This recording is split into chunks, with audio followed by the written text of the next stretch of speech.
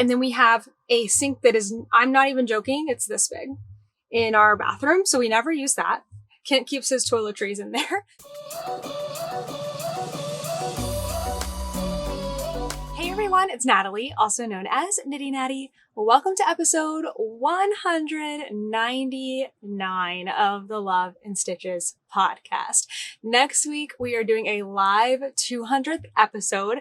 I'm going to have prizes to give away. I have like a really big prize that you'll be able to enter on that video. And somebody did ask me if you have to be there live to watch it, and you don't. If you're not able to make it live, it's totally okay. It's going to upload just like a regular podcast, but I am going to be doing that at a different time than my normal 10 a.m. Eastern time. It's going to be at 12 p.m. Eastern. So that way, maybe if you're, on the East Coast, you can have your lunch break around it if your work allows you to do that. Or maybe if you're on the Pacific Coast, which is where I am right now, it's 9 a.m. Maybe you can kind of work it into your before work routine. Obviously, that depends on what your work looks like. But hopefully you can join us for at least part of that. I'm very excited for celebrating that milestone. Today, I'm coming to you from Anaheim, California. We were last in New Mexico. We had just crossed into New Mexico. We've since come across New Mexico, across Arizona, and into California. We've finished Route 66, but I'm going to talk about all the details on that later on in the live segment of the podcast. I have a couple of finished objects to show you this week, which is very exciting, and some progress on my already started whip. So why don't we just get right into it?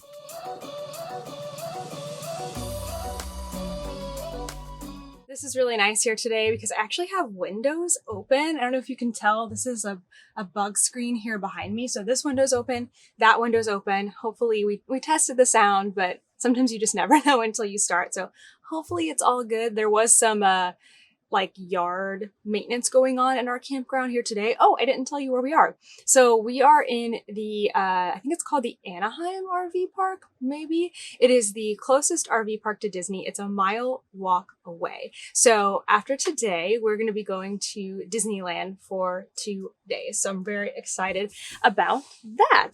All right, let's talk about projects. So I have a finished object, something that I started and finished this week. How cute is this little gnome?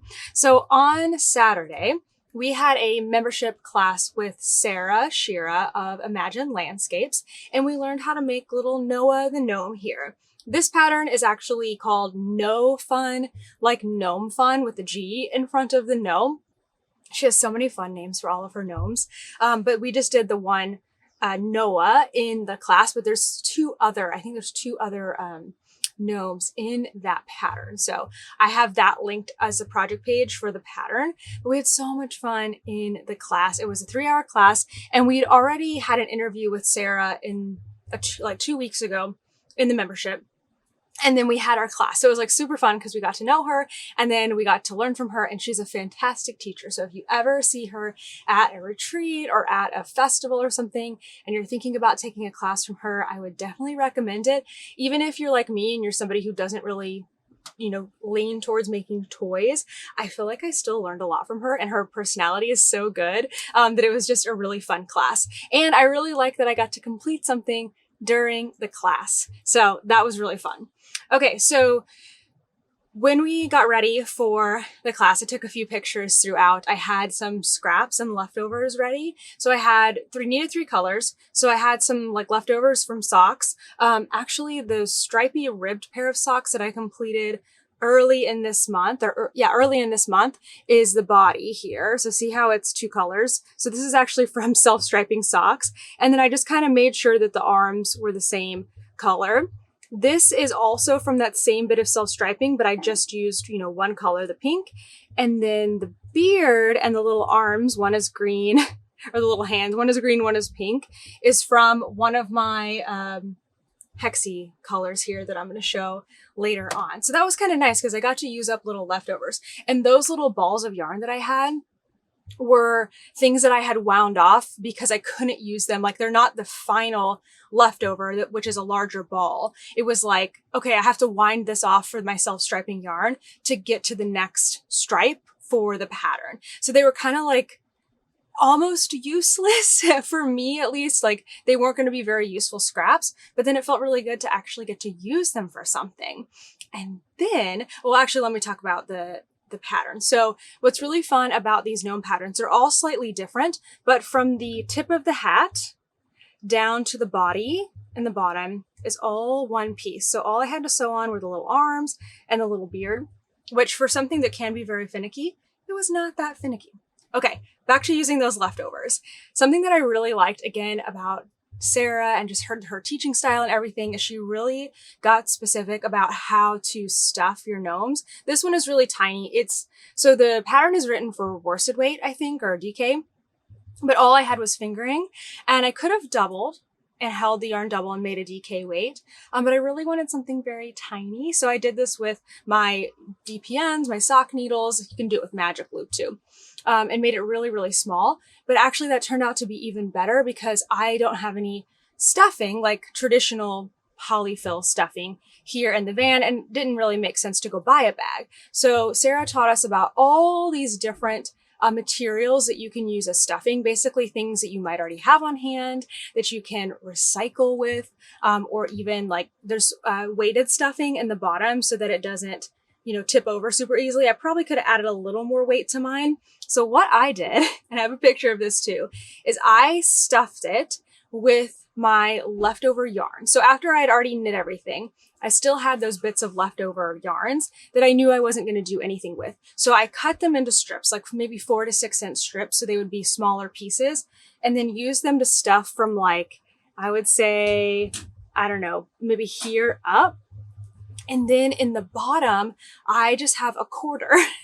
I probably could have put 2 quarters in here, but to make it just a little bit heavier, but I didn't really want to put our laundry money into here. So I just have 1 quarter, and it sits nice and flat, and it just turned out super cute. So I am really, really happy with this. At the end of the class, we got a group photo. Everyone had their gnomes in like various stages, a lot of them like close to finish. So overall, I would say it was a very successful and fun class. So now this is going to sit, somewhere for decoration in the van. Next up, I finished my shorty socks. I was on the second sock last week, about right here. So there wasn't much left to go, but I really feel like I didn't have a ton of knitting time this week. So I wasn't sure if this was going to get finished or not. And then I started working on it mostly because I needed this yarn to be the next color in my hexagon blanket, and I couldn't move forward on my hexagon blanket because I'm adding them in the order that I purchased the yarn until I had detached from the sock. So that was kind of motivation to finish up the socks and get them done. But now they are both done. All the ends are woven in. I just need to block them. And I'm not really prioritizing blocking them here in the van because I'm not wearing warm socks right now. The weather is really nice outside and I don't need them for a while, but I still have my mom's socks that I completed earlier this month. And then these socks. So maybe at some point we'll be staying in a hotel or at a friend's house again, and I will get these things blocked. But for now, I can just, store them up above, and it's not really a big deal. So these socks are knit out of our Ruby and Roses membership exclusive colorway, which was called Love and Roses. It's such a pretty color. And I made them shorties. One, I like having shorties, but also because I wanted to use the yarn for my hexagon blanket, what was left over, and I didn't know how much I was going to need for that. Turns out I had plenty because I've already added the yarn into the hexagon blanket, and this is what I have left. Haven't weighed it yet, but it looks to be around 50 grams. So I probably didn't need to make these shorties, but now I have another pair for myself, which is great. So I did my perfect fit sock formula, which is basically a vanilla sock with set numbers of increases and decreases to just fit my foot really, really well. You can see that there are increases here. Oh, so, okay. This shorty sock, let me actually put it on. So I actually have my, my legs shaved for once so I can hold my leg up because we're going to Disney tomorrow. So let me show you what this looks like on. It's a little tight because I haven't blocked it yet. Okay, so here we go. Oh, I'm not as flexible as I used to be. So this shorty sock ends up being above the ankle bone for me. So I'd say it's like a not crew, because that's longer. I don't know what that's called. It's not a no-show sock. This is kind of my second level of socks that I like to do. And I have all the notes on my project page too, but this is 20 rounds of 1x1 ribbing. And then I believe it's another 20 rounds here, but that's where I do my decreasing in my perfect fit sock formula. I've got a Fish Lips Kiss Heel by Patty Joy White. And then I have decreasing to get down to a skinnier point for the foot. And then I do an ergonomic toe. You can just barely tell. This is the big toe side. There are fewer decreases on this side than on this side, and it just fits my foot a lot better. So those are done. I don't know what I'm going to do with the leftovers right now because this is a very special color, so I'm probably going to hold on to it. I might make myself a can cozy or bottle cozy or even a yarn cozy. And then I have a little bit of the neutral left over too, which I think I will just hang on to because it could be good for future, socks that I want to put heels, toes, and cuffs into.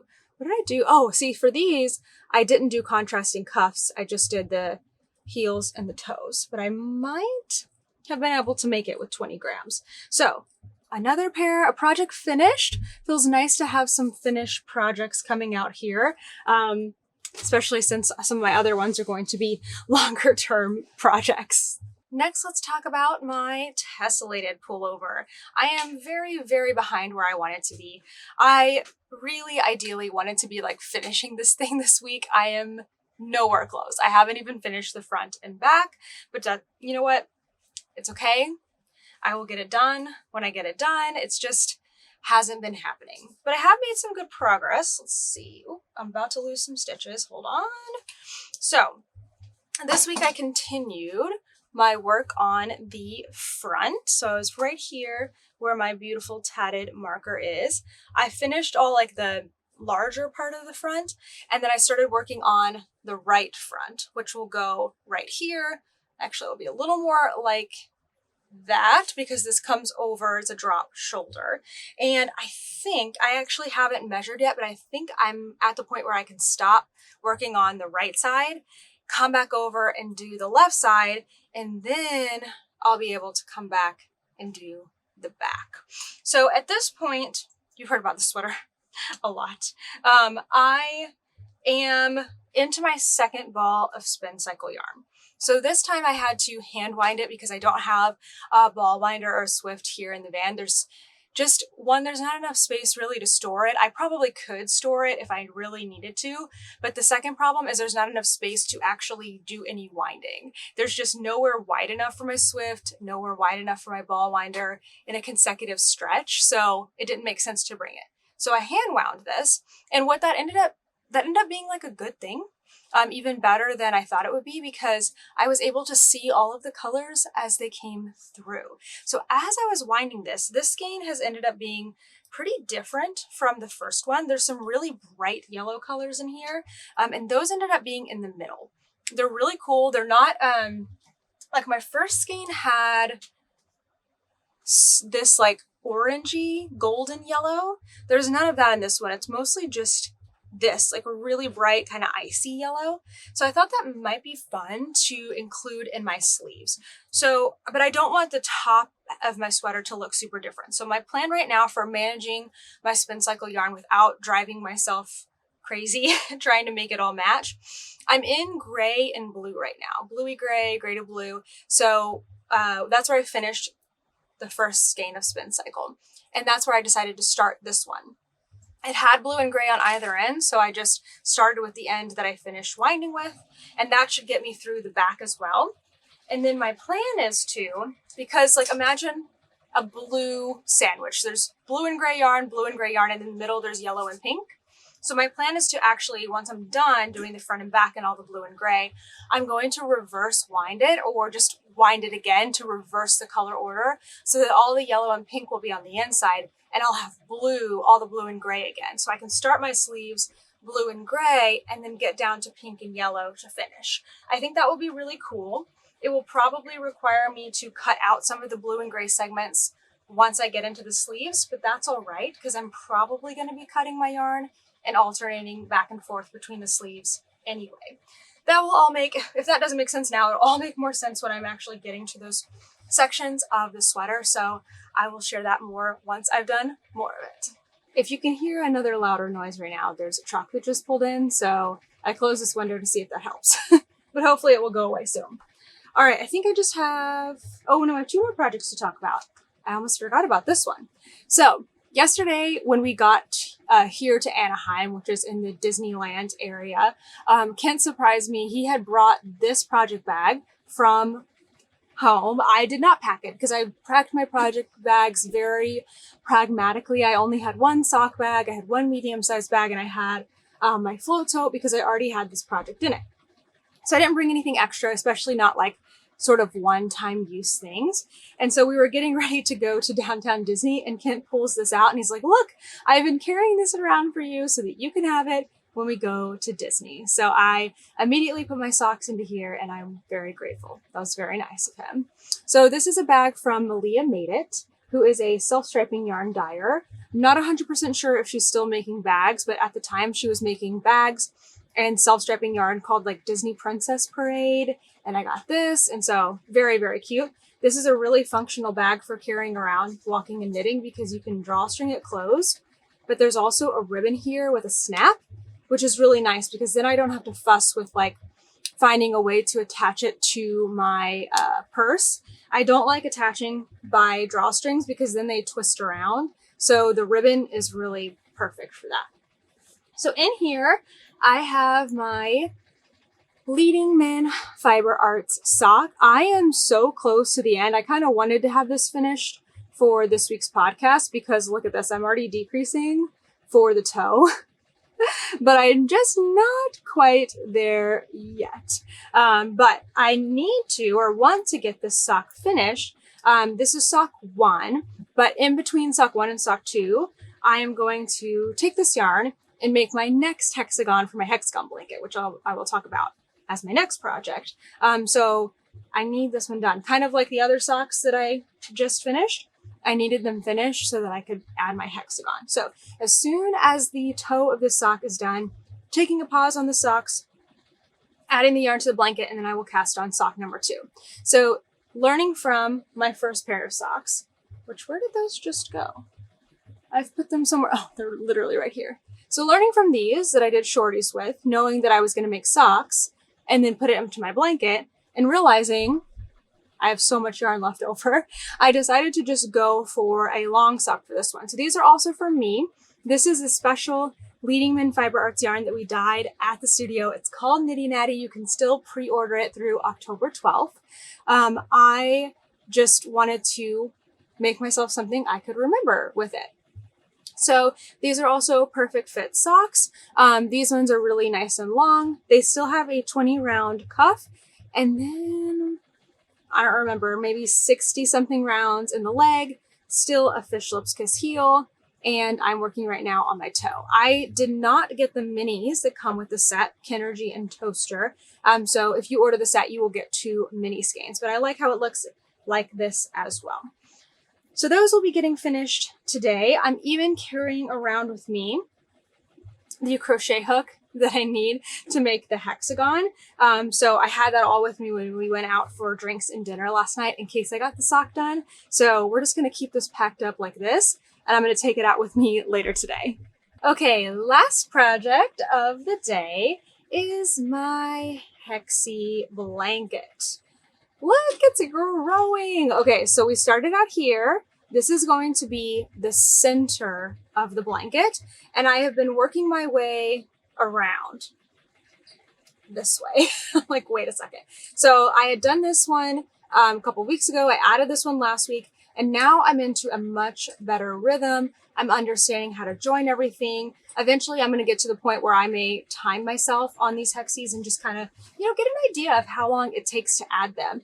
When I was figuring out how I wanted to commemorate this incredible once-in-a-lifetime trip that we are taking, I knew I wanted to make something that was going to be bite-sized and doable as we traveled, so that when we were done traveling, I was done with the thing and I didn't have to not experience it along the way. And this is turning out to be really perfect. Again, I haven't timed myself yet, but I would say it takes me under an hour to make and attach the hexagons.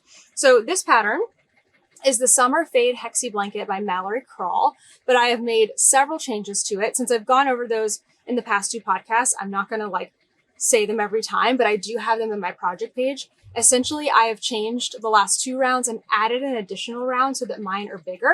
And then she suggested she has a great joining video on how to join these as you go. You do it on the last round. I heard her say, "Oh, you could start from the middle, and that way you could just keep making it bigger and bigger and bigger." And since I don't know how many yarns I'm going to end up with, I'm planning to just do it that way. And then eventually I'll start, maybe it will be a hexagon at the end. I don't know. That could be kind of cool. Be very different than the other blankets that I have.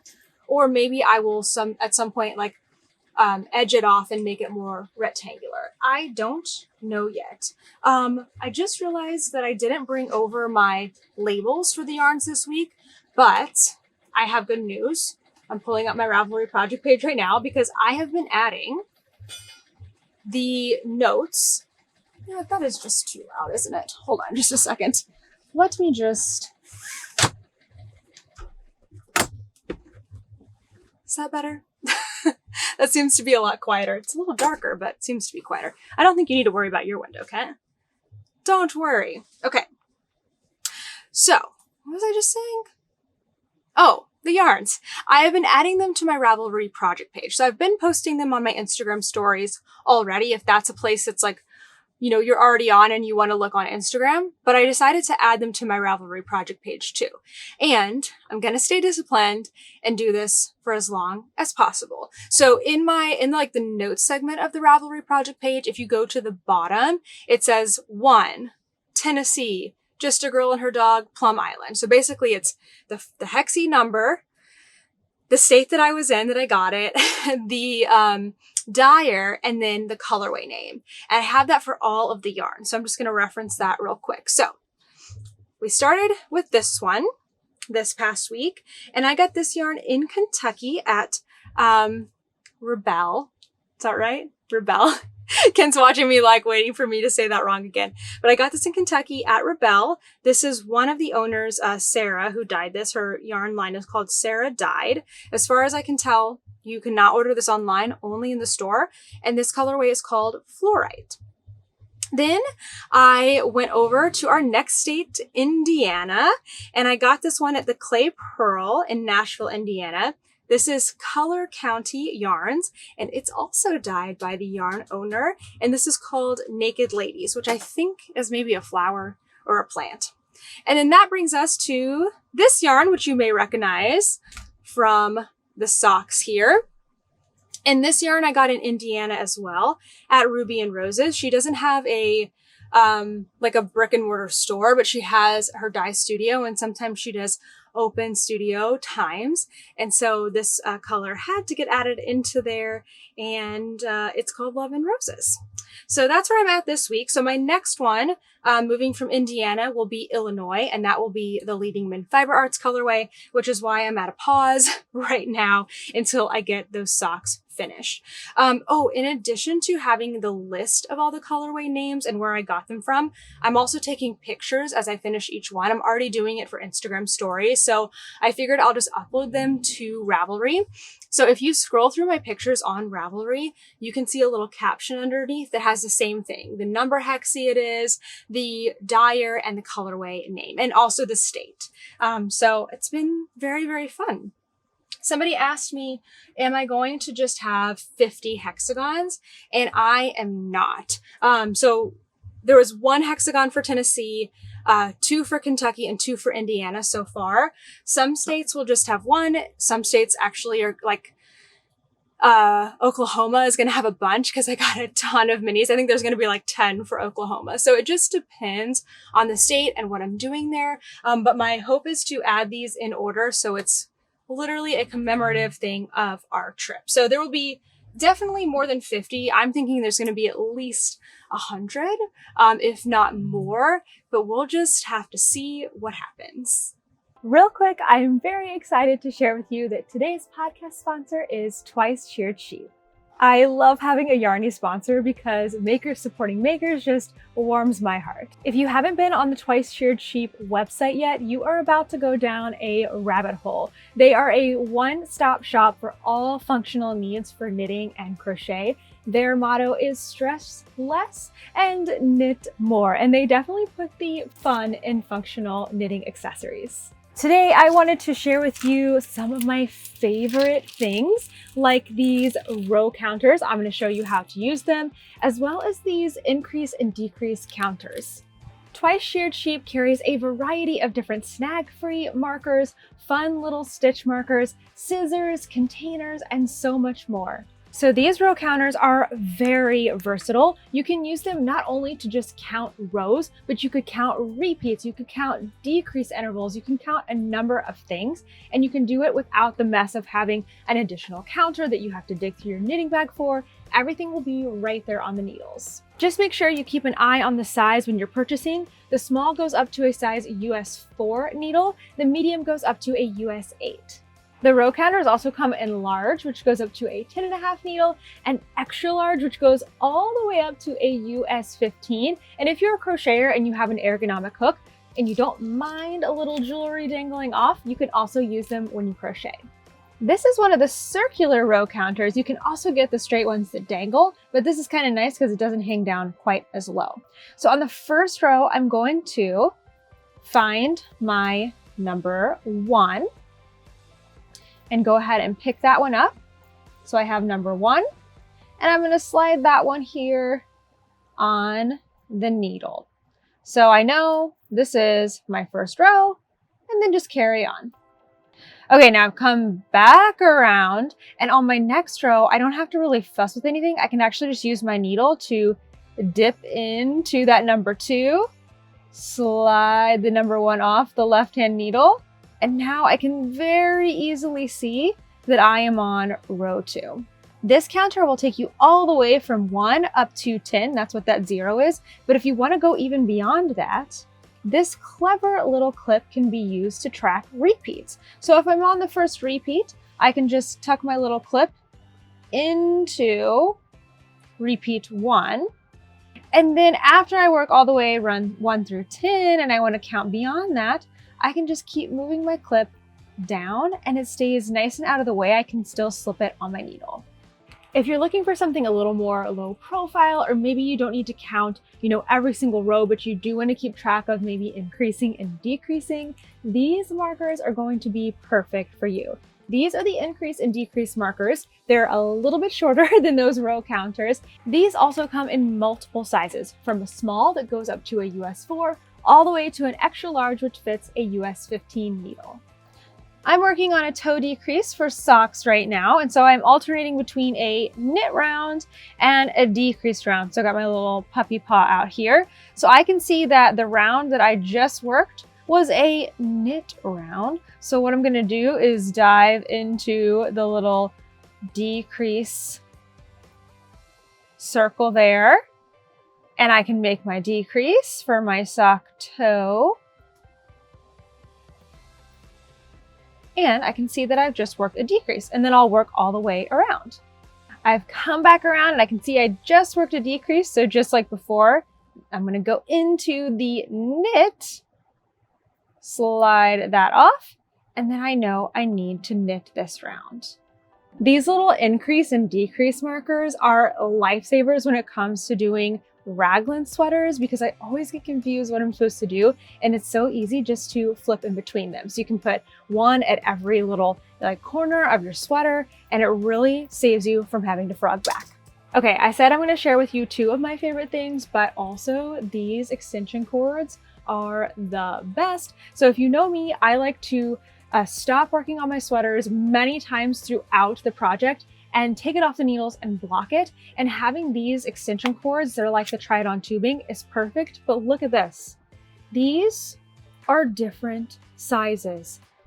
I've never seen this before. I've always seen the same size for all the needles, which makes it hard to push your stitches up over it if you have small needles and a large cord. So this one is, pretty small, pretty standard, I would say. And then there is a larger one. Oh my gosh. And look at this one. This one is huge. So if you haven't used these before, they're this like hollow rubber tubing. There you go. Kind of looks like a straw.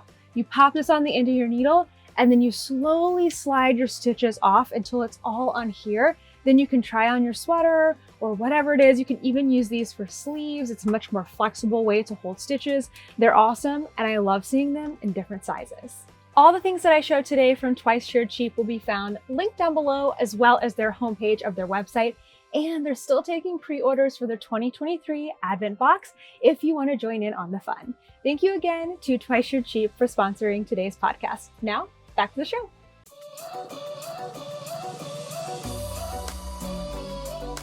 I just realized that I didn't say where Toaster is today. So he is actually at a rover, which is why you don't see him behind me, while you don't hear him barking out the window or barking at the people that are the noise that I was talking about. They're actually like pulling into the spot behind us and getting everything set up. So we're just gonna keep the windows closed. But yeah, he is at a rover having his own Disney vacation. The person that he is with watches dogs like for daycare as well as overnight, and then they also have 2 of their own dogs. So he is getting to play with all of the dogs. They have a yard. They're sending us tons of pictures and he is having a great time.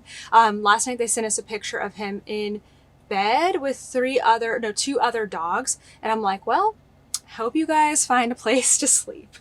They seemed like really sweet, great people who treat their dog like we treat our dog, which is essentially like better than a human sometimes. So that's where Toaster is. All right, let's get into some questions for today. We have some knitting related questions, and then we have several related to traveling and van life again, but they're all really quick ones. So I figured they'd be great to add into this segment. All right, first question says, hi, thank you for all your tutorials and Q&As. I'm a relatively new knitter and you helped me make the jump from crochet to knitting. I have 2 questions. When knitting sweaters or tops, how do you avoid holes in the underarm? Second, how do you recommend working from a pattern in a book? I don't want to mark up the book I have, and the pattern I want to do is a bit complicated. Thank you and have a great time at Disney. All right, those are 2 really good questions. So let's cover the armhole one first. I'm going to try to explain it as best as I can without actually demonstrating it because I don't have anything to demonstrate with it on. Also, this is something that you could try. I don't have a specific one to refer you to, but try looking on YouTube for different tutorials on this. I bet you're gonna find several different options. So there's no really wrong way to do this. There's actually several options that you can do to like combat holes in the armhole. But first I wanna say this. The first way to combat holes is your pickup. And it's natural to still have holes after that and very, very normal. So the second thing you need to do and will always have to do, and it's not your fault and you haven't done anything wrong, is use your ends that will, like when you join your yarn in the underarm, use those ends to like finalize those holes. Okay, so I want to say that first because I feel like a lot of times people feel like they're doing something wrong if they have holes there, and that's just a natural occurrence where you have that jump up and break in knitting. So in the pickup, your sweater will tell you like, you know, pick up 10 stitches for the underarm, whatever, like along the flat part, and then probably more stitches up and around. One thing you can do is pick up extra stitches in those corner places. So like where it comes from, like you're picking up in stitches to you're picking up in rows, you can pick up an extra stitch here and here. And on that first round, you can then do like a knit 2 together, a slip slip knit to kind of close that up. So the reason that that helps is because you're covering more like area of the hole and then you're immediately closing it off. So try that. That's a really great one and can really help with holes. You're still going to have some gaps in there and that's okay. So then the second thing you can do is when you're done, you can take your ends and you can kind of go like around the hole, cinch it, and then weave in on the inside. If there's not an end there, you can add one. You'll just have 2 more ends to weave in, but that's not a big deal. Just add it, close up the hole, and then you're good. So it's very normal to have holes. I'm sure there's a zillion other ways to remedy that. So either look it up, and then if anyone has great tips for that, leave it in the comments below for this person. And your second question was about working from a book. So you probably don't want to write in your books because you may want to work the pattern again. You may want to just keep the book nice and clean or let somebody borrow it, or what happens if you need to go back in the pattern? It's not very easy to erase from books. So let me be very careful with how I say this. If it is your book, you purchased it, and you're going to use, how am I trying to say this? Basically what I'm going to say is you can make a copy of your own book if only you is using it. You cannot and should not make copies and then give them to other people who didn't purchase the book. That is not copyright infringement. What is that? It's not okay, because you're basically stealing at that point. But if it's your book that you bought and then you're going to use the information from there, you can make yourself a copy and then just use the paper format of that. If you don't have a printer or a scanner, which a lot of us don't have, use your phone and take a photo, and then you can like save that as a PDF, send it off to a tablet or something, drop it into Knit Companion, and then you can mark it all up you want there digitally. That also works really, really great. I know in the iPhone at least, let me see if I can pull this up. This just came to mind, or I would have had this more ready. In the iPhone, if you go to your Notes app, the one that just comes on your phone, and then you click the little camera, there is an option to scan documents. There we go, scan documents. And when you do that, you can kind of hold it over any kind of document. Tip for you if you ever have to send stuff off to, I don't know, your tax person or something like that, or over a book, and it will like crop out the page that you need for you. And then again, you can save it as an image or as a PDF and then open it in wherever you like to use your patterns digitally. So that's my tip for you. Again, please do not copy books that aren't yours. Do not make copies and then distribute them. I can't remember right now what the word is for that, but that is not okay, and that's stealing from that author or artist or publisher or whatever. Okay, so hopefully that helps with your book. All right, next up, we have a question from, I think it says Emmeline. Okay, here's the question. I have been watching your videos for the last few months. I'm watching old podcasts when I have nothing else to watch. Thank you, by the way. You guys seem to make drastic moves. Are you guys in the military or do you just move around for fun? I've been trying to figure out this question by watching old videos, but I still haven't made it to the Texas podcast. Your videos taught me how to knit socks. I just finished my first knitting project last week, a pair of socks. Thanks, your videos are so fun to watch.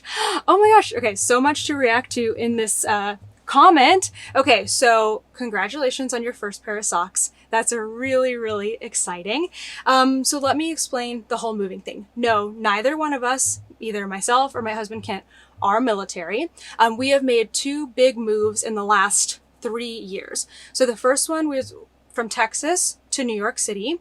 And then the second one is much more recent. In the past couple months, we moved from New York City temporarily into my parents' house in Tennessee and then into our van. That Tennessee move, though, was a transition to get here into our van and travel around the US, which is what we're doing right now. So I actually went and found for you the two videos where I talk about moving. Now, the first one is when we moved to New York City from Texas, and that is a decluttering video. So basically I'm decluttering and packing up all of my yarn stuff, and I can't remember because that was about 3 years ago exactly what I share in that video. Like, I know I share that we're moving, but I can't remember if I just say, hey, we're moving at the end and don't answer any questions about it or not. So you may have to, after that video, there may be more context in the following like podcasts and things. I just can't remember, but I'll link that video down below. And then the second one is when I announced that we're moving from New York City into our van. And in that episode, because it was much more recent, it was in June of this year or July. I can't remember the details on that exactly, but I do answer a lot of questions about why we're moving into the van. So when we made the choice to move from Texas to New York City, it was kind of in the middle of lockdown. Like, I guess not lockdown. It was like in the middle of the pandemic. Lockdown was over in Texas, but it was like sort of becoming over around the country. And we just like felt very stuck in what we were doing. I was already thinking about, at the end of that school year, I was a teacher, thinking about moving into full-time, working for myself for Knitty Natty and Love and Stitches and all of that stuff. That was the goal. So I was already thinking about that, paired with we were just both feeling really stuck and we weren't very happy with where we were living because we were in a suburb of Dallas. All our friends were in Dallas. All of our things that we did were in Dallas. My work wasn't even there. So we just wanted to make a move, and New York City was kind of a dream. So we just made that happen. It's a little more complex than that, but that's the essential like overview of why we moved to New York City. We planned to just live there for a year and see if we could make it. And then we could move, back to Texas or somewhere else after that. We ended up really liking it. We ended up being able to make this business successful. And so we were able to stay on another year. Then the decision to move from New York City into our van was also kind of an itch of like wanting to travel. We really wanted to travel internationally, but we have Toaster and we love him so much. And so we thought, well, international travel doesn't really make sense because we're living in a city that's so expensive. It doesn't make sense to pay for this apartment and then pay to board our dog and then travel internationally. That's just like not the smartest financial decision. So then we thought, well, maybe what if we travel domestically? What if we go to yarn stores? Like that was always something I wanted to do, is go to yarn stores around the United States. And again, it still didn't make sense for us to, fly, let's say we were flying out to California. Well, we'd still have to board Toaster and we'd still have to leave our expensive apartment for most of the month. And that just didn't make financial sense. So then we thought, what if we get a van? Then we can have that be our home and we can travel all across the country and we can have our dog with us. And so that's what we ended up doing. And it's been really, really awesome. So hopefully that answers your questions about our moves. They've been purely motivated by like personal goals and desires.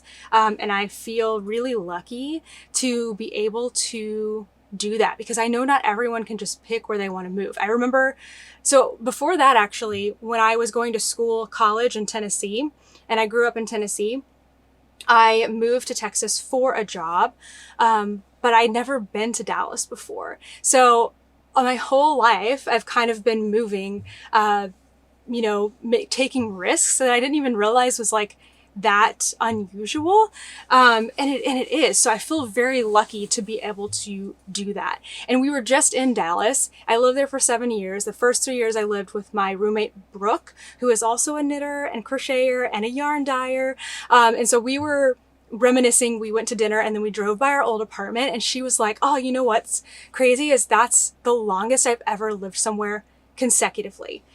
And I got to thinking like, oh my gosh, that's the longest place that I've lived anywhere consecutively since moving out of my parents' house, like since going to college.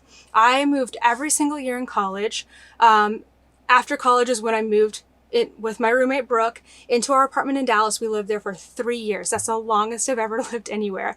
We then moved into a house for 1 year, my mother-in-law's house. When she was not living there, we were able to have that to ourselves in Texas. Then we lived for 2 years in our own townhome that we bought, sold that, moved to New York City for 2 years, and then now we're in the van. Apologies for the abrupt cutoff. The camera got too hot, so I gave it a break, switch out the battery, which was very warm, and hopefully it will last us for the rest of the podcast here. I don't remember exactly what I was saying, but basically we've moved for dreams and it's been really, really awesome. Okay, let's go to the next question. I think this is where we're going to get into some more van things, but they're quick. Okay, so this one says, great video. Thank you for talking about language choices and keeping it family friendly. Question, how many miles on average are you able to drive between pit stops for Toaster and his humans? Good question. I don't know how many miles, but I could tell you in terms of like how many hours we go. I would say we're typically stopping at least every hour. Sometimes that stretches a little bit longer. Sometimes it's a lot shorter. When we were doing Route 66, we were stopping sometimes every 20 to 30 minutes. And then sometimes we're in the car for maybe up to 3 hours. I would say it's very, very rare for us to go more than 3 hours in the car. I probably need more breaks than Toaster does to stop, go to the bathroom, stretch our legs, and things like that. Next question says, do you have a shower or toilet in your van? I know you've referenced a sink at one point. I'm so enjoying your travels. So we actually have 2 sinks. We have a kitchen sink, and then we have a sink that is, I'm not even joking, it's this big in our bathroom. So we never use that. Kent keeps his toiletries in there. We do have a toilet. It's a full-size toilet. And we do have a shower that we don't use the shower. So we do use the toilet, but we don't use the shower because our bathroom area is a wet bath, which means that when you turn the shower on, it gets everything in there wet, including the toilet. And we've just thought that that wasn't going to be very practical for us. So we've actually never used it. I'm not saying we will never use it, but it will probably be pretty rare. So instead of using the shower in our van, we shower at campgrounds. Like I'm looking right now at the bathroom that has 2 really great showers in it. We also shower at Planet Fitness, which is a gym that's found in hundreds of locations across our country. So that's been working out really well for us. I would say I've only had to go maybe 2 nights without a shower. So it's not that bad. Let's see. Will you be venturing into Canada on your road trip? Yes, we will be going into Canada, I think on the western side. So I'm really excited about that. I haven't been to Canada in ages. And then I think this is the last one. I remember from your New York City podcast that you enjoy Pilates. I love it too. How are you adjusting to van life physically? Do you do workout videos? Personally, being in the car for long drives doesn't feel the best. Whenever we stop for gas or something, I have to walk around and move. Have you found movements and activities that are helpful to combat the long sitting and driving sessions? Okay, yeah, it is kind of hard on your body physically to be riding in the car for a long time. I know that this is not as extreme as being a truck driver, but I've seen things about truck drivers and the effects that it can have on their body and their spine and all kinds of things. So we are pretty mindful about, getting out and taking walks around and stretching and things like that. There are some things that are really hard about our van.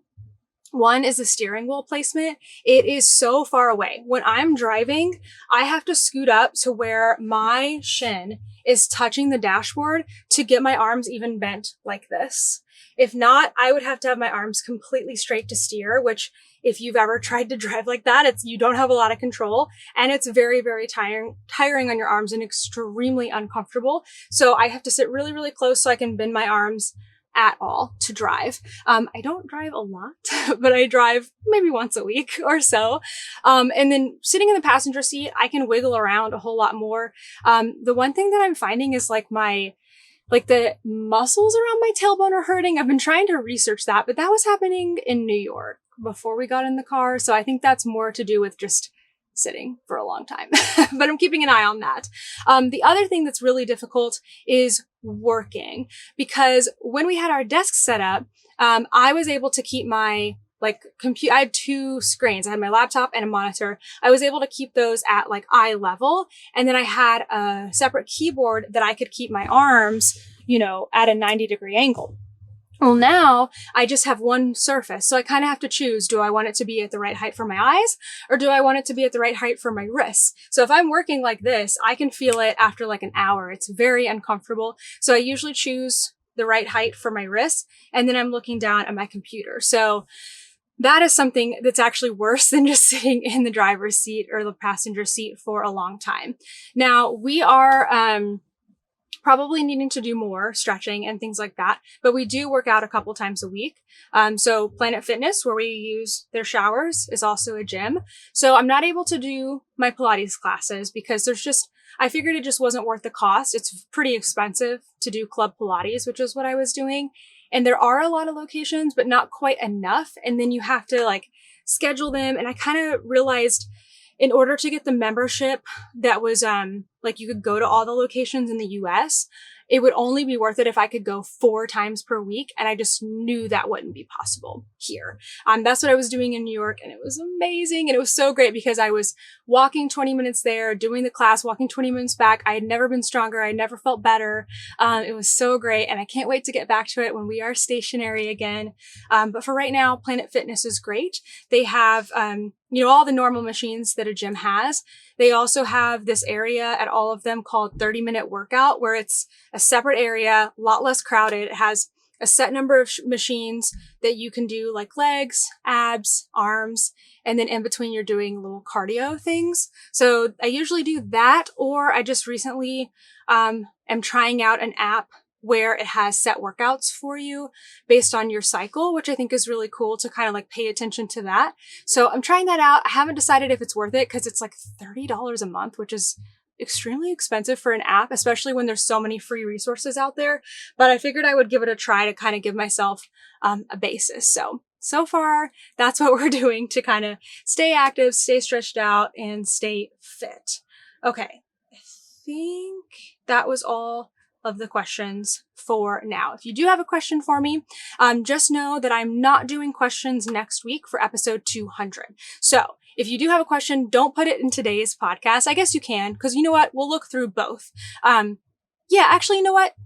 Disregard what I just said. If you have a question for me and you put it in the comments today, make sure you put #question, but it won't be answered next week. It'll be answered the following week, because next week is a live episode and I'm just going to be interacting live with everyone then.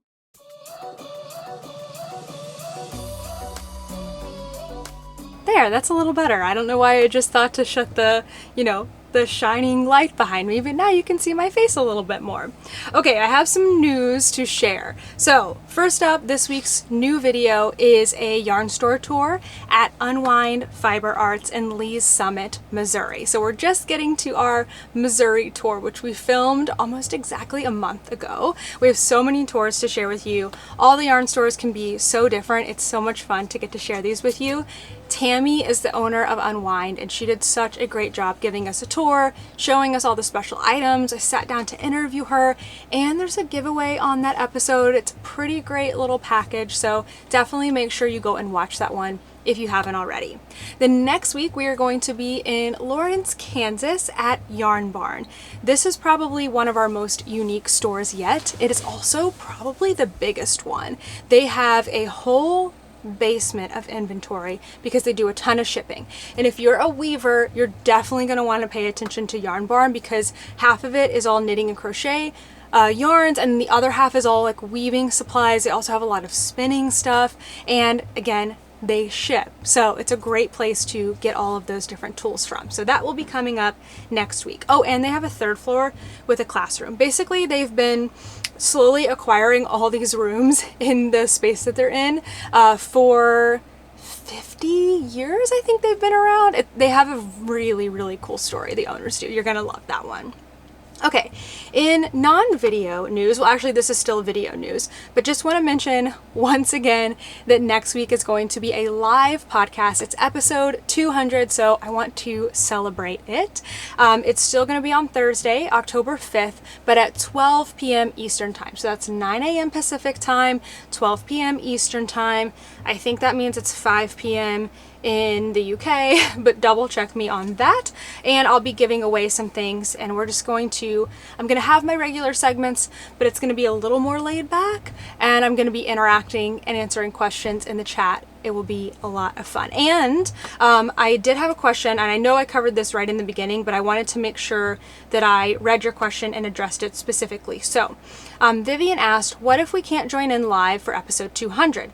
Does that mean we can't watch it later and enter prizes? I'm in Europe. It will be right around dinner time and bedtime for my kids. Hate to miss it live.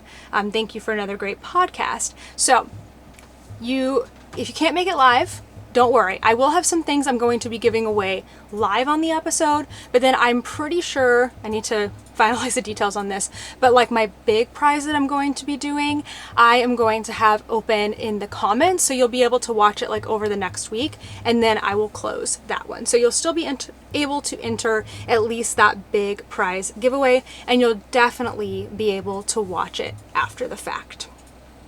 Also happening on October 5th, I am like kind of dying. This is a week away because I wanted to finish my sweater before this happened. I haven't wound my yarn yet. At least I have my yarn. But the West Knits Geo Gradient MCAL is starting. Clue 1 is dropping. It's a mystery shawl knit along hosted by Stephen West of West Knits, and it's so much fun. This will be my maybe 5th year doing it, and I am planning to do a vlog again as I'm working on it, which will come out like after I'm finished. So we'll see how it goes on the road, especially when I'm still trying to finish my Rhinebeck sweater. So yeah, I'm still excited about it, but I just wish I was further along so that all I had to focus on was that shawl. That's not the reality right now, and I have to accept it, and it will also be fine. Coming up on October 7th and 8th is the Mountain and Valley Wool Festival in Santa Fe, New Mexico. We will be there filming. I don't know what day we're going to be there yet, but we are planning to go there. So we've already come through New Mexico and Arizona, but we didn't really stop on anything except Route 66. So we're going back through Arizona and New Mexico. We're going to be doing yarn stores and the festival in New Mexico, and then next year we're going to be coming through the southern part of Arizona and probably doing our Arizona yarn store at that point. So there was a couple people that have reached out to me on Instagram like, wait, you like skipped so much of the state? Don't worry, we're coming back through. Last thing is Rhinebeck weekend, October 20th through the 22nd. There are 3 things going on Friday: Indian Tangled, Cakepalooza, and Woolen Folk. Woolen Folk recently announced a venue change, so if you are going to Woolen Folk, check out their Instagram or your email to, see all of that. And then on Saturday and Sunday is the New York Sheep and Wool Festival, which is essentially Rhinebeck. It's in Rhinebeck, New York. And I do have all of those websites linked down below in this video. I'll continue to have them through October 22nd. And then I also have my playlist of Rhinebeck videos. If it's your first time going, I highly suggest watching that. Maybe watch last year's, because last year was my 2nd year that I went. I'm getting so many itchies right now. But last year was the 2nd year that I went, and I feel like we made a good informational video that will help you out if it's your first time at Rhinebeck. Okay, I think that is it. Oh no, wait, there was a question about Rhinebeck. Okay, sorry, one more question today. This one is Rhinebeck related. This will be my first trip to Rhinebeck. I saw in your video that some food vendors only take cash. Is it better to take all cash? Do the vendors ever have troubles with Wi-Fi to process your cards? I'm worried about planning to use my card for yarn purchases and vendors not being able to process it. Is there ever a discount for paying cash? I've noticed that in some places recently. Okay, I can only share with you what I've experienced, and that is that there's a food vendor that only takes cash that I can remember specifically. It's the Brussels sprouts, and they're really good, and it's worth bringing cash just for that. As far as for other vendors, I honestly cannot say, because I haven't really bought anything at Rhinebeck. I've only bought food. I don't think I've made any yarn purchases at Rhinebeck itself. I've heard the same thing that you've heard, like if their Wi-Fi isn't working, they can't take cards. But I don't think that's a problem for everybody. I feel like if it was a bigger problem, there would be more talk about it. So I would say bring yourself some cash, especially for the food. Maybe have a little extra so that you can buy, different items, yarn and things like that, just in case. But I really haven't heard any issues about using card readers and things like that. I don't believe I've seen anywhere that gives a discount for using cash. But again, I can only tell you my experience, and I haven't purchased anything at Rhinebeck, so I'm probably not the best person to answer this question. So in summary, bring cash for the food, bring a little more cash for yarn just in case, and then I think you'll be okay with your card.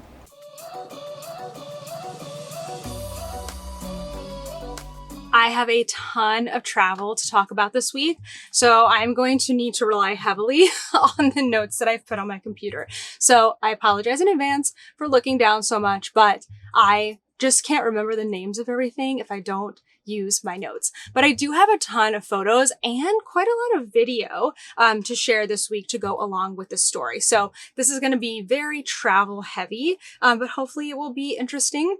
So essentially this week we finished Route 66. We started several weeks ago in Chicago. Basically went from Chicago to Texas, and then we took a week off and we went into Dallas and, did DFW Fiber Fest, etc. And then we went back to West Texas, crossed into New Mexico, and that's where I podcasted last week. So I have all of New Mexico, Arizona, and California to share with you. We did a ton this week. We did a bunch of parks and monuments, and it's been a really cool van life week. Okay, so starting on last Monday, we went to Cadillac Ranch, which is in Texas. It is a bunch of Cadillacs, old Cadillacs that are in the ground. It was an art piece. I can't remember the story exactly of why it was placed there, but I'm pretty sure it was private art and then people kept vandalizing it. Is that true, Kent? People weren't vandalizing it? I thought that was the story where people were already spray painting it. And so they were just like, you know what, let's just go with this. People can come and spray paint it. But what it is now is it's a bunch of Cadillacs in the ground, maybe 12, maybe 10. And you can go and spray paint it. So we came with our spray paint. We spray painted a little Love and Stitches heart, took some photos, took some videos, and then headed out. It's just one of those interesting art pieces. It's just something you must stop at, I feel like, if you go by that area. Did you see the history? I'm reading it. Okay, Kent's reading it right now. Maybe he'll update us later on. Later that day, we went to Adrian, Texas, which is the midpoint of Route 66. So between Chicago and LA, Adrian, Texas is the midpoint. I guess it took us 3 weeks up until that point to get there. And then we did the rest of Route 66 in 1 week, which is kind of funny. It's not very even, but we did a lot of pit stops along the way on the first half. We then ended that day in Tucumcari, New Mexico, where we stayed at a really beautiful campground. I think I have that right. I'm getting a little out of order with all the things that we did last week. New Mexico is a new state for me. I'm considering it a new state because all I've done before is drive through and stay at a motel. And I feel like that doesn't really count as visiting the state. So now that I've stayed several days there, gone to several places, had several meals, I feel like I have visited New Mexico. Such a beautiful state. On Tuesday, we tried red and green chili for the first time at a place called La Cita. It was just, an average restaurant. We didn't get to try green and red chili anywhere else to compare, which is a bummer. So I think we're going to have to do more when we go back through New Mexico next week. Then we went to Blue Hole in Santa Rosa, New Mexico. It is this place where it's basically a water hole feature in the ground. I'm not explaining this well, but it's really, really deep. And it's cold. It's 61 degrees year round. A lot of you were explaining to me the science behind it, why it's cold all year round. I think it's something to do with it being very deep. You can swim in it, or you can, it's not super big. It's not like swimming pool big, but you can get in the water and everything. And then Kent actually climbed up to the top and jumped in. He was very, very brave. I was proud of him for doing that. Do you have the Cadillac Ranch facts? Okay, it doesn't say. So we're just going to go with my story then. After that, this was a big day for us. We stayed at our first Harvest Host. So Harvest Hosts are, it's like a whole network of breweries and wineries where they have enough land that you can park in your van or your RV as long as you're self-contained and you have your own bathroom and you can stay the night there. The expectation is that you come in during business hours and you spend a little bit of money. So this was our first time staying at a Harvest Host. We've kind of been avoiding them while the weather is really hot, because when the weather was really hot, we needed to reserve our air conditioning for overnight. So we were driving up until 10 or 11 o'clock at night, which is too late to go to a Harvest Host, because typically if it's a brewery or something, they're closed at 9 or 10 o'clock. So this was our first one. And it was called Junkyard on 66 Brewery. So it was part junkyard, part brewery, and it was great. The vibe in there was so cool. They had tables made out of old car doors. The people there were really, really great to us. We ended up having a great time, kind of closing down with them, and it was awesome. Then that next day, we got up kind of early and we went to, we had a huge day on Wednesday. It was awesome. We went to Almapis. I don't know how to say that exactly, but it's a national monument. And we got there kind of early. We did some work in the van and then we got out and explored. covered. The weather was beautiful, so we were able to have windows open and all this stuff. It was so, so nice.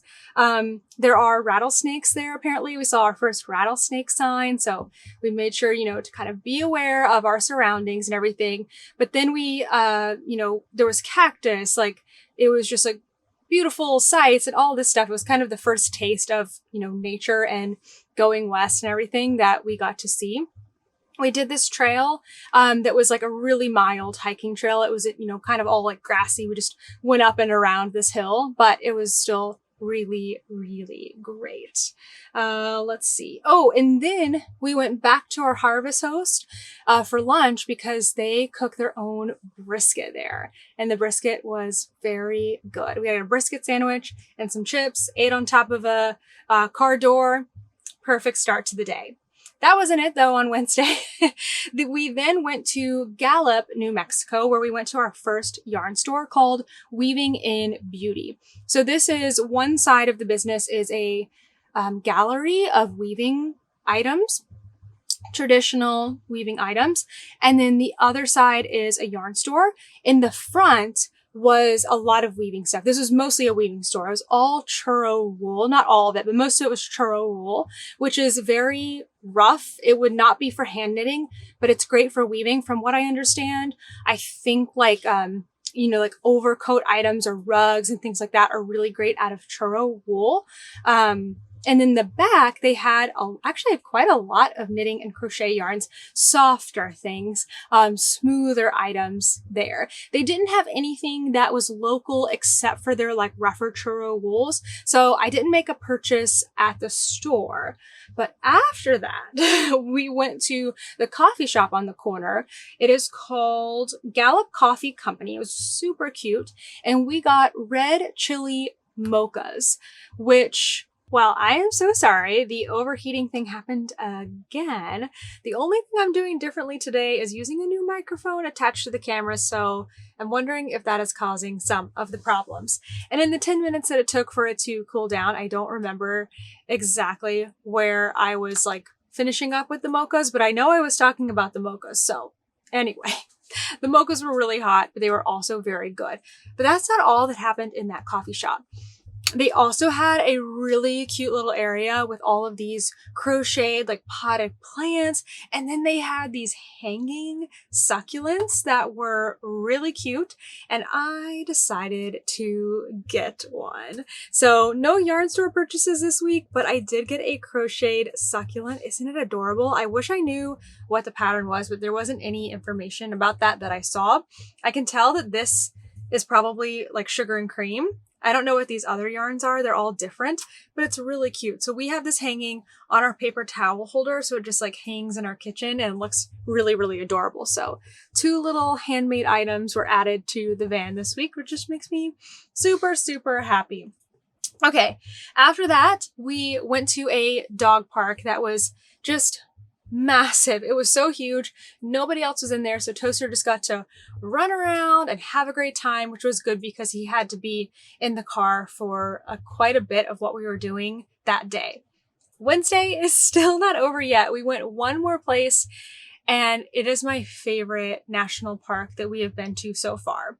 So we were finished with New Mexico at that point. We spent all day, all morning and afternoon in New Mexico, and we crossed into Arizona, which was my first time in Arizona. So that was another new state for me, but this time like truly new state. I can't remember any times that I've like flown through or even like driven through or anything like that. So I'm pretty sure Arizona was completely new for me, and it just blew my expectations out of the water because everything that I thought about Arizona I think is like southern Arizona. We haven't been there yet, but we stayed in the northern part of the state and it was just like mountains and beautiful weather and super, super great. I thought it was going to be, you know, crazy hot, which it is in part of Arizona, but that's not the Arizona that we experienced on Route 66. So we went to the Petrified Forest National Park. We first went into like the visitor center and everything. We got there pretty close to closing, like within an hour of closing. So we were kind of thinking we weren't going to be able to do most of the park, but we actually were able to do a really large part of it. And as long as you get into the park, we were able to explore around for a bit longer. In the Welcome Center, there were these 2 needle felted or wool felted or something like that. Pterosaurs. I don't really know exactly what those are, but it was cool. And I took a picture of the artist as well. So I just thought that was a neat feature. I love seeing woolly things like outside of a yarn store. It's always fun to see. The Petrified Forest was an amazing park. It's a drivable park. It is dog friendly, so you're able to take your dog as long as it's leashed and as long as you pick up after it in most of the places. There were so many cool views. There are these painted rocks that look like somebody just like took a paintbrush and went across them. So it was just gorgeous. One of the coolest areas, there was maybe 12 areas that you could stop in at the park, but the coolest one to me was called the Blue Mesa.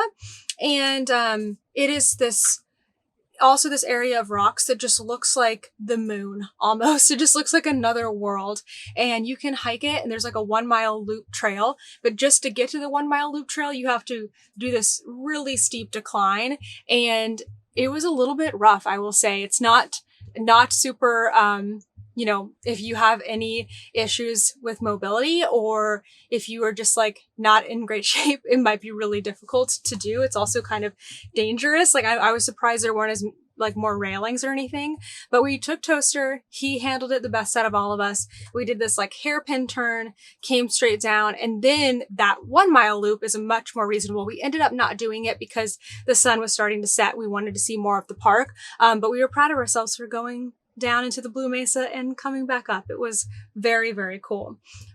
At the end of the park, you make it into the area where you actually see the petrified wood, which is why it's called the Petrified Forest. So it's all these logs that are just kind of like, most of them are like toppled sideways on the ground, but they are petrified. And I'm going to oversimplify this, but essentially, you know, over thousands and thousands of years, water rushing over these and minerals and different things have kind of frozen these logs in time. Some of them just look like shellacked wood, like shiny wood that's just, you know, sitting there on the ground. But then others have on their, like on the cut side of the tree surface, they have like almost a stone look and all these amazing colors. So it was really pretty cool. But like only 20% of the park was areas walkable to see those things. They were all around the park, but I think the cooler part of it was all of that stone and rocks and everything that you could see. Then the sunset was just so beautiful. And we just had such a great time because we didn't anticipate getting to finish the park, which we did. And we got to see so many things. And then getting to have Toaster with us, like he had such a good time hopping in and out of the car. It just made everything such a cool day. So that was all Wednesday. National Monument, Gallup, New Mexico, and the Petrified Forest National Park. It was awesome. On Thursday, we continued down Route 66 in Arizona. We stopped at the Jackrabbit Trading Post in Joseph City. They had like a rabbit statue out front, so I got on top of that because that was what it was made for. There was like a stool there. It's a photo op kind of thing. And then it was kind of just like a little store. They had salsa, they had cactus candy, they had a bunch of Route 66 memorabilia and things to buy. And it was just, you know, a silly little place. It was funny. Then we went to Winslow, Arizona. They had painted on the ground a huge, like Route 66 road sign, and then something called Standing on the Corner. I think there's like a song about it too, or maybe there's a song and then they did the statue, but there were tons of people there taking pictures. And there was a little restaurant that was like quick food service, smoothies, juices, coffee, like they had everything. And we had gotten up really early that morning, so we were hungry for lunch at like 10:30 in the morning. So I got an Arizona dog, which I don't know if this is a thing anywhere else. I've never heard of it before, but I've also never been to Arizona. It was a hot dog. It had banana peppers, jalapenos, cheese, so, like some kind of spicy aioli and cucumbers on it. It was good. I liked it. And then they also had waters with fruit in them, which tasted really nice and refreshing. So I enjoyed that. We then went to another national monument. the Walnut Canyon National Monument. It was really pretty.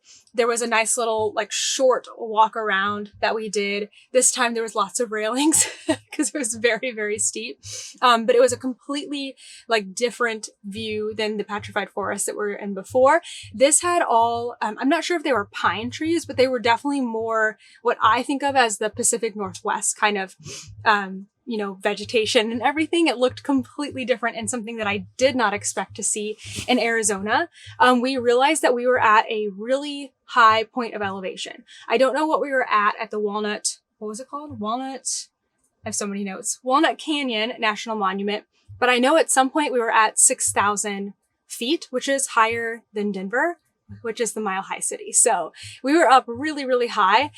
And I think that's why that the, you know, topography was different and it was really cool. They also had the, what is it called? Like pit houses that we got to explore. And then if we didn't have time for it, but you could also walk down and see all of the like homes made in the caves. So if we ever go back, we're going to do that one because that trail was not dog friendly. You could not bring your dog on that. But on the one we did, you could bring your dog. Okay, so then that brings us to Friday. We went to Seligman, Arizona, which was just very touristy. There was like a whole huge bus that had just dropped off. There was one restaurant called Snowcap that had, you know, burgers and hot dogs and snow cones and ice cream and things. But we were there early in the morning. We were not hungry. And so we didn't get anything, but there were some cute little like sites. There was a little garden. There was a car that was all decorated. So we walked around there for a bit. And then we went to one of the like most mountainous parts of Route 66. I think it's called Golden Valley. That's what's showing up on my locations, on my photos, but I'm not 100% sure.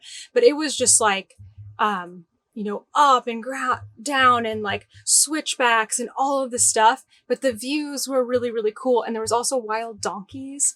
So that was really interesting. So we were grateful that we have our van because we were able to do that. If we had a bigger car or like an RV or something, we wouldn't have been able to go through there. So we go over this mountain pass and we come into Oatman, Arizona. And it's this little, you know, again, touristy little tourist trap town. I think it used to be a bigger town, you know, many, many years ago, but now it's like population of 120 people. And then, you know, tourism, they rely on tourism, people coming through Route 66. So it's really cute. It's like a old Western town with all these shops. And all of a sudden we come to a stop on the road. There's one car in front of me and I'm like, what are you doing? Like, let's go. And I realized there's just all these people in the street. And I'm like, why are all these people in the street? Like, what are they doing? And it turns out there was a little like shootout reenactment show. So for 15 minutes, we were just stopped. I eventually just, you know, turned off our van, rolled down our windows. Kent got out and walked around. And yeah, we were treated to a show. There was a shootout with some actors and it was very funny. I just didn't expect to see that in our travels. The wild donkeys that are like all in the mountain pass also come into this town. So there were probably 6 donkeys in there. And people were like petting them and feeding them. I did not. I stayed in the van and watched the show, but it was just such an interesting thing to see and very, very fun. I'm glad we didn't miss it. We ended Friday by driving into California. I got a beautiful sunset video. We just saw such beautiful scenery this week, so many mountains. We did a lot of really remote driving. So it was a really, really cool week. On Saturday, we got up and started the rest of our drive into LA, which is where Route 66 ends at the Santa Monica Pier. So we first had some work to do. So we drove in, we saw the Rose Bowl, which is one of the very famous football stadiums where, I don't know, Kent's looking at me right now. Sometimes when he watches me, he corrects me in his head, but he doesn't tell me what I'm saying is wrong. Maybe he puts it on the podcast. But we went to the Rose Bowl. And there's a big park there. There wasn't a game there that day. So there's a big park and like a children's museum. So we just parked, you know, rolled down our windows. And then that's when we had the Gnome class. So, you know, we sat on Zoom and did all of that. And then we made our way into LA. So if you know anything about LA, there's a lot of traffic. So it took us like 2 hours to get into LA to the Santa Monica Pier. But then we got parked, we got Toaster out, and we walked to the Santa Monica Pier. It was so crowded, but we did get a picture at the Santa Monica Pier. Not a great one. I wish we would have like set up and taken our time to do all of that. We were kind of frustrated and like in a rush. So I just took a, up and down picture of this is the end of Route 66. We made it all the way from Chicago to LA. So that was really special. And then we just walked along the beach a little bit, just to kind of say that we did and like get out of the super crowded area, and then turned around and drove basically back to where we had been the night before to another harvest post. So that was the end of Route 66 for us. And that brings us to yesterday, where we drove into Anaheim and we dropped Toaster off at a rover for most of this week. We'll pick him up on Thursday because our next 2 days are going to be spent at Disney. We definitely didn't want to leave him here in the car.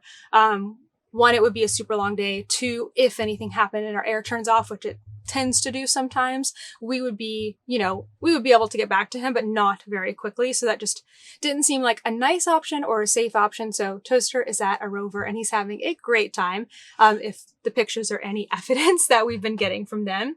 And after we did a little bit of work, we went over to downtown Disney and had a beer there.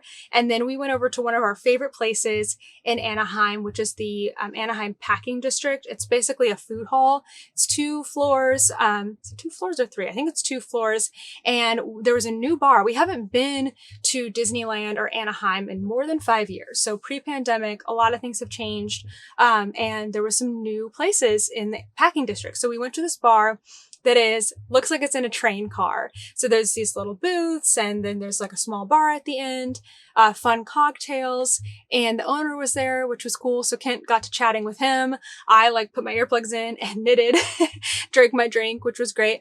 And then we went over to another spot in the packing district called Rolling Boil, which was one of our favorite hot pot places that we first went to in Anaheim several years ago. So we had a great little night, and that just brings us to today. That is everything. Real quickly, I'm still reading the same book, The Brothers Hawthorne by Jennifer Lynn Barnes, but I want to finish it. I want to finish it because it's so good and there's like so much happening. I'm almost at the end, but also because I just got the next book in A Court of Thorns and Roses. So I need to give myself time to read that. So I need to finish this one so I can return it and then download my next book and read that one. And then I'll finally get back to my hardback book that I've been wanting to read. I am not going to do a tip of the week this week because we had, I feel like, already lots of tips in the Twice Sheared Sheep segment of the podcast, and I couldn't think of anything else. I feel like those are like the best ones for this week. There wasn't anything real crazy or new that I've done with my knitting this week to share. So before the camera cuts me off again, I'm going to close up the podcast. Thank you so much for watching. I hope to see you next week at the live podcast episode 200 at 12 p.m. Eastern time. Thank you so much for watching, and I'll see you in the next one. Bye.